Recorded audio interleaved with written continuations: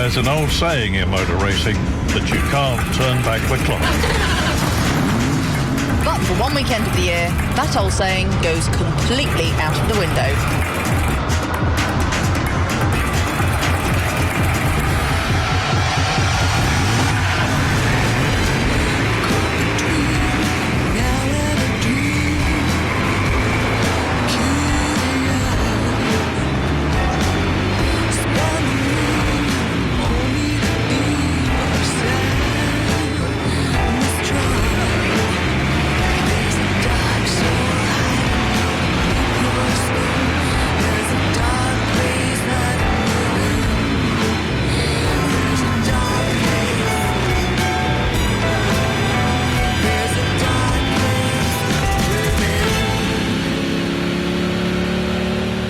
The track was the RACTT, featuring a grid of classic cars worth almost £100 million, and one of my very best mates who's almost worth as much.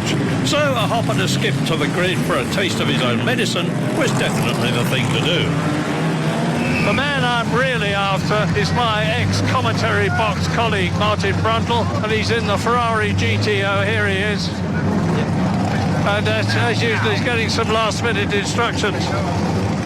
Martin, the boot is on the other Schumacher this time, because I'm trying to be Martin Brundle doing the grid ball, which you do so brilliantly. Listen, my friend, you've got a whole swash of Cobras in front of you. You're the leading non-Cobra car in the Ferrari GTO. How do you feel about things? It's so unbelievably slippery out there, Marriage, and even just following Sterling round to the start line, you can't imagine how little grip there is, because obviously all the oil and rubber of the weekend, and now just a little sprinkling of water, so I'm pretty terrified. Good luck!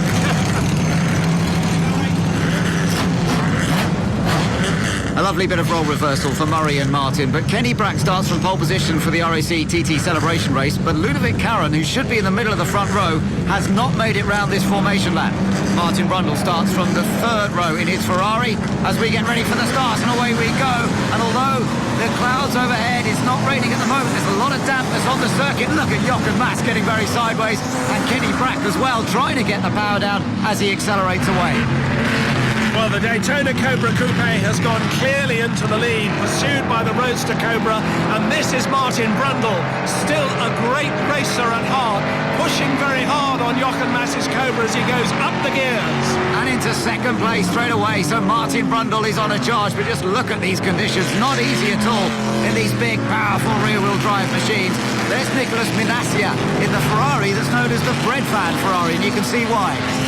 £100 million worth of motor cars on this grid. That's a cautious estimate. They're incredibly valuable, but they're being driven absolutely on the limit by their celebrity drivers. Eddie Cheever is in the number 98 Cobra, that's part of that pack as well, but Kenny Brack already making a little bit of a leap out front, and we're looking at Chris Baton in the dark green, the British Racing Green Tiger there. He's right in the mix with Eddie Cheever, who gets a bit sideways in the Cobra.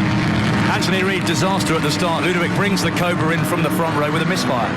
Hugely disappointing. The car had gone so well in qualifying both Friday and Saturday. Yesterday we broke the track record for the TT by doing a 24.9, 1 minute 24.9. The car was superb and we had high expectations for this race, so hugely disappointing.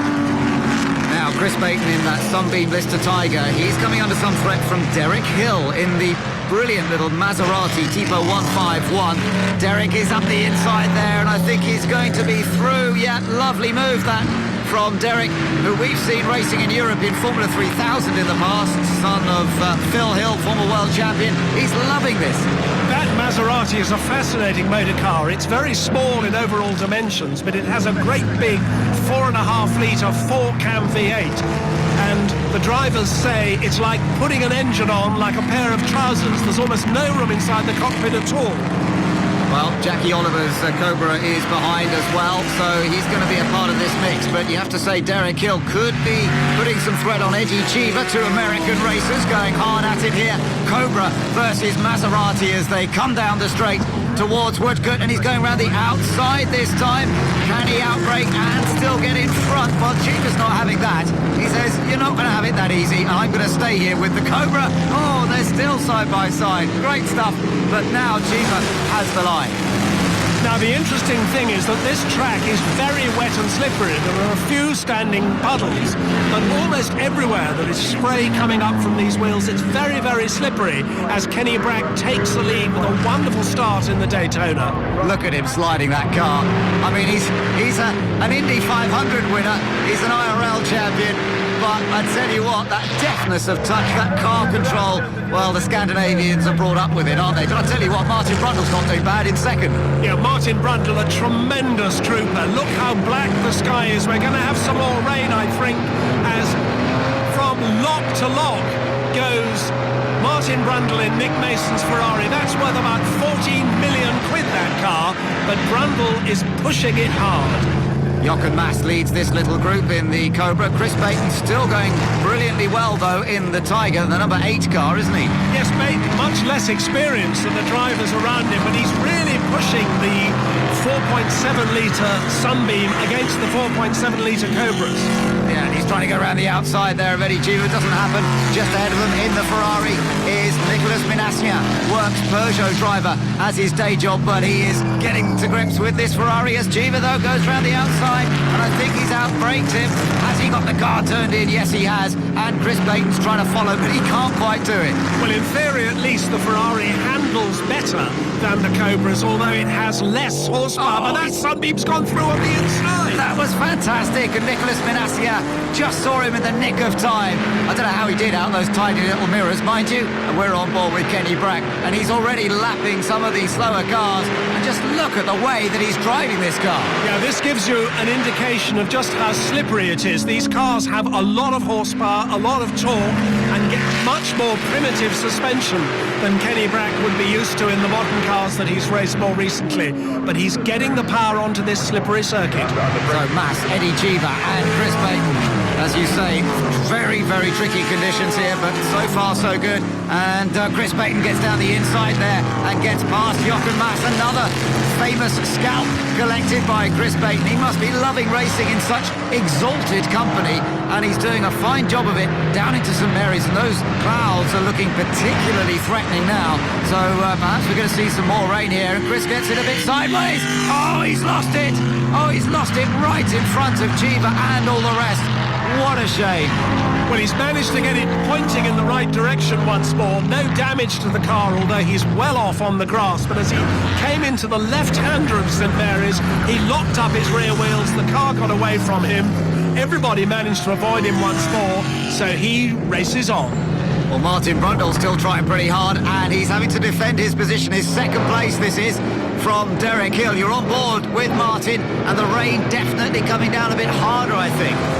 Slides it out of the chicane, working hard, and Martin Brundle loving this, as is his big mate Murray, watching on the sideline.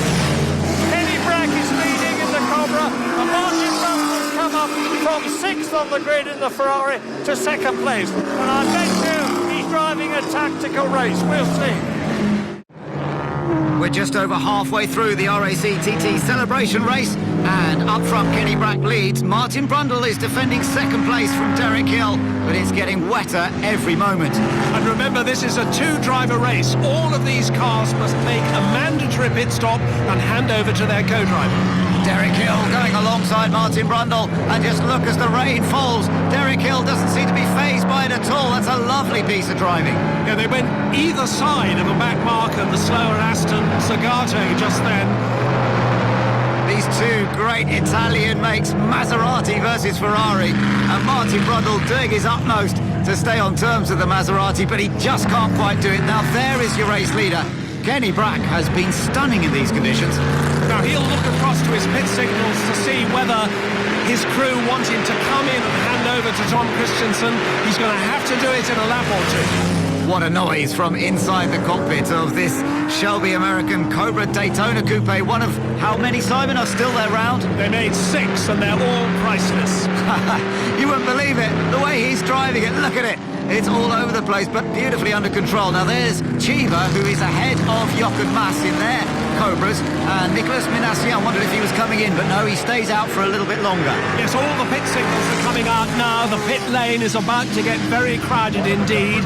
It's wetter on one side of the circuit than it is on the other, which makes it doubly treacherous for the drivers. So the Cobras rumble their way into Matchwick Corner, and Eddie Chiva still controlling it beautifully. All that horsepower. It's a delicate task when it gets as slippery as this, and Nicolas Minassian up the inside there of Jochen Mass, and I think he's through pretty safely and securely. So Minassian, he'll be handing over in a few moments' time. We are going to see those pit stops any second now. Remember, Kenny, there we are. Now, that's interesting. That is Gary Pearson taking over from Jackie Oliver. Yes, Jackie Oliver's handed over to Gary Pearson. They've made their pit stop comparatively early. Gary Pearson, of course, hugely polished on this circuit. Kenny Brack continues round now. Is he going to hand over to Tom Christensen yet, or is he going to stay out for a little bit longer? Those windscreen wipers are just about clearing the screen enough. If he comes in this time, no, he's going to stay out a little bit longer, and Tom's going to have to wait his turn. Well, it's raining very, very hard here at the start-finish line. There is Tom Christensen, the multiple Le Mans winner, waiting his turn in the leading Daytona Cobra, and still the battle's going on all the way down the field. Yeah, Chiva just about fending off Nicolas Minassian. The Cobra versus the Ferrari, really the tale of the 1960s sports car racing, wasn't it? Nicolas Minassian trying to squeeze up the inside. Can he do it this time? I think he might. Oh, there's just a little bit of a touch. Amazing how hard these guys race these cars. Well, that Ferrari bread van, not the most beautiful of Maranello's products, but very, very quick indeed. Here's the leading Cobra in the pits at last. So Kenny Brack to hand over to Tom Christensen. The Swedish driver handing over to the Dane. Christensen came to Goodwood for the first time last year, and he loved it so much I don't think we'll ever keep him away now. Oh, and off does David Hartz, has gone off in the number 14 Ferrari. I don't think there's any damage, maybe just a mechanical issue, but away now goes Tom Christensen. Yes, and he's waved on his way, clapped on his way by Kenny Brack, and we can hear from Kenny now. Kenny Brack, fantastic first stint in the RAC TT. How was it out there? It was very difficult conditions, you know, wet, dry, and it's quite a handful to drive this car, but it's quick, but a lot of fun. You made a great start and pulled out a good lead. Yeah, it was. We did a good start. I just used no wheel spin, very, very little gentle, and it seemed to work. And it still seems to be working because Tom Christensen is in control of this race by the looks of things, as everyone else battles behind. He's on his way now. This was a moment ago. Nicolas Minassian and Eddie Chiva who've been fighting. Oh, there was a little bit of contact between them. The Ferrari got sideways, and that was just before the pit stops took place. Eddie Chiva has now handed over to Kevin Kiflocken. Eddie Chiva, you look like you were trying pretty hard out there. Yes, it's impossible to drive a Cobra and not try hard. They're hard sitting in the pits. When it started to rain, I could not find the windshield wiper, and at the end I had to come in. But it was a pity, but the car was great. I had a great time. I always have a marvellous time when I'm here. All the driver swaps completed now. The Maseratis changeover with that tiny cockpit took too long. So back in second place is Mark Hales in the Ferrari started by Martin Brundle. Martin Brundle, fantastic drive in the GTO up to second place in terrible conditions. Yeah, it's obviously the first time I've ever driven that car in damn conditions, so I was a bit nervous of it, but others seemed even more nervous, so I just went for it around the outside of the first corner, and it stuck, and I was really enjoying it. But when it really started to rain hard, it was a whole new adventure. Mark Hales has that adventure now, and it's getting even wetter. But Derek Hill, who was in the Maserati, he had a fantastic time himself. Derek Hill, wow, what an opening stint by you in the Maserati. You made up a lot of places.